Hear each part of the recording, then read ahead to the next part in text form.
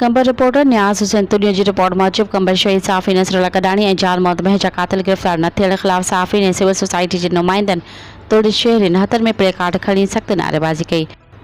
इन मौक़े ते भाउदुर मोहम्मद बुरड़ो, नूर अहमद खोस्तो, मोहम्मद साले बुलेदी, इख़लाक़ अहमद, अब्दुल कादिर संघा, ख़ालिद हुसैन कामरेड, अयाज़ बुरड़ो, शौकत अली चांडियो समेत ॿियनि चयो त शहीद नसरुल्लाह कडाणी ऐं शहीद जान मोहम्मद महर जी शहादत वाक़ई समूरी सिंध जे साफ़ियुनि खे अदम तहफ़्फ़ुज़ जो शिकार बणाए छॾियो आहे। सिंध पुलिस अञा ताईं संदसि कातिलनि खे गिरफ़्तार न करे सघी आहे। सिर्फ़ सखड़नि दिलासनि ताईं महदूद रखियो वियो आहे, जेका सहाफ़ियुनि सां सरासर नाइंसाफ़ी आहे। शहीद नसरुल्लाह कडाणी ऐं शहीद जान मोहम्मद महर खे हक़ ऐं सच जी ॻाल्हि करण ते शहीद कयो वियो आहे, पर ही केतिरा सहाफ़ी शहीद कंदा? हर तरफ़ खां हुननि खे शहीद नसरुल्लाह कडाणी ऐं शहीद जान मोहम्मद महर जहिड़ा सहाफ़ी मिलंदा रहंदा। हुन मुतालबो कयो त शहीद सहाफ़ी नसरुल्लाह कडाणी ऐं जान मोहम्मद महर जे कातिलनि खे गिरफ़्तार करे सहाफ़ियुनि मां बेचैनी ख़तमु कई वञे।